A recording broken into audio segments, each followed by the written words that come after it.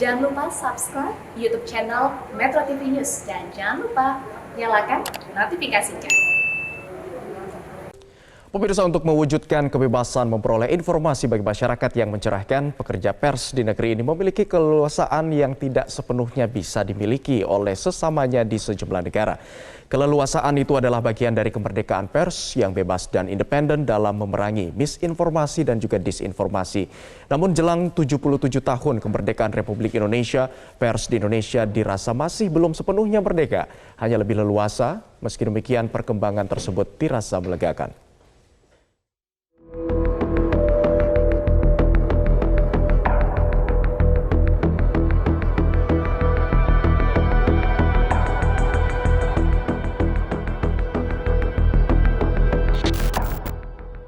Hasil survei Superintending Company of Indonesia atau Sukovindo terhadap Indeks Kemerdekaan Pers atau IKP tahun 2021 mencatatkan angka 76,02% yang berarti cukup bebas.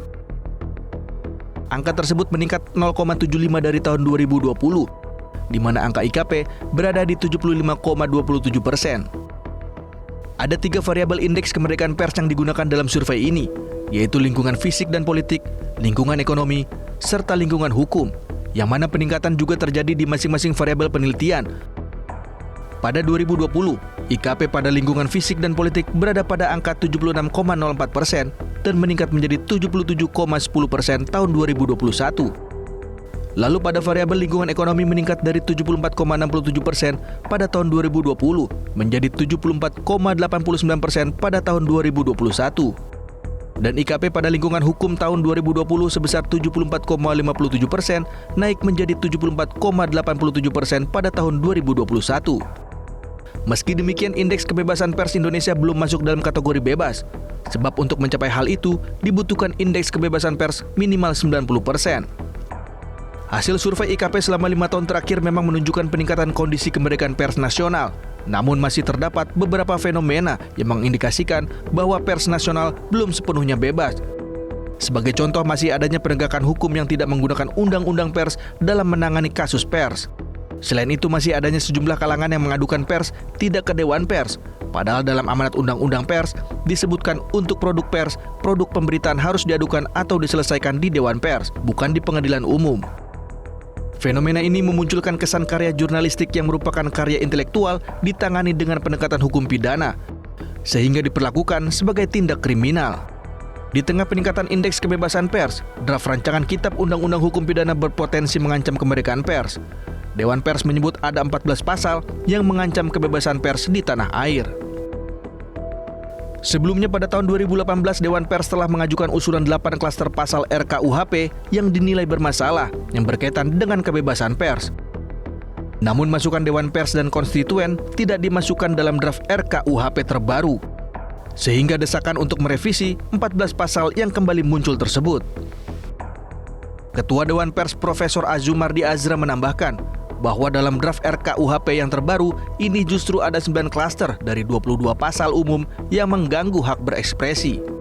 Jika pasal-pasal tersebut tidak dihapus, maka dikhawatirkan akan terjadi self-konsersif yang tertinggi terhadap media. Namun optimisme menanti terwujudnya kemerdekaan pers masih bisa diraih. Masih ada waktu untuk mengawal RKUHP.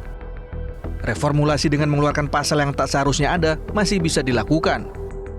Di sisi lain, tahun ini tahapan pesta demokrasi sudah dimulai. Prestasi peningkatan survei indeks kebebasan pers ditantang di tahun politik ini dengan menyuguhkan peran pers dalam hal pengawasan, kritik, koreksi, dan saran terhadap hal-hal yang berkaitan dengan kepentingan umum. Di samping pers harus tetap menegakkan nilai-nilai demokrasi, mendorong terwujudnya supremasi hukum dan hak asasi manusia, serta menghormati kebinekaan yang sejalan dengan pasal 6 Undang-Undang Nomor 40 Tahun 1999 tentang pers. Selamat menjaga kemerdekaan pers.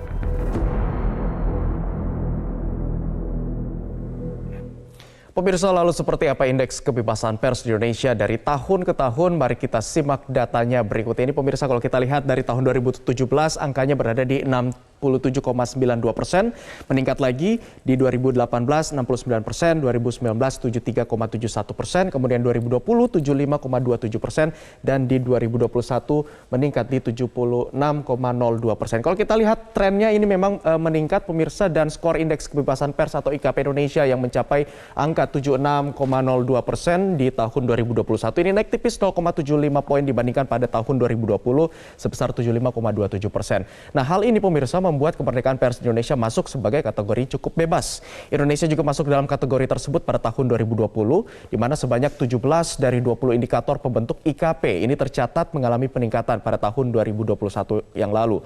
Hanya ada 3 indikator yang mengalami penurunan pemirsa, yakni informasi akurat dan berimbang, kemudian terkait dengan tata kelola perusahaan yang baik, serta perlindungan hukum bagi penyandang disabilitas. Kemudian ada 19 indikator pembentuk IKP masuk ke dalam kategori cukup bebas.